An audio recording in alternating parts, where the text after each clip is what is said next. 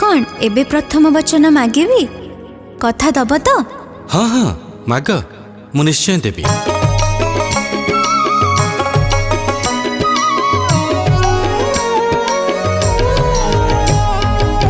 प्रथम वचन दिया हे भाभी पति, कथा देले दुहे हेबा पति और पत्नी। जेबे तुम तीर्थ व्रत करिण जीवा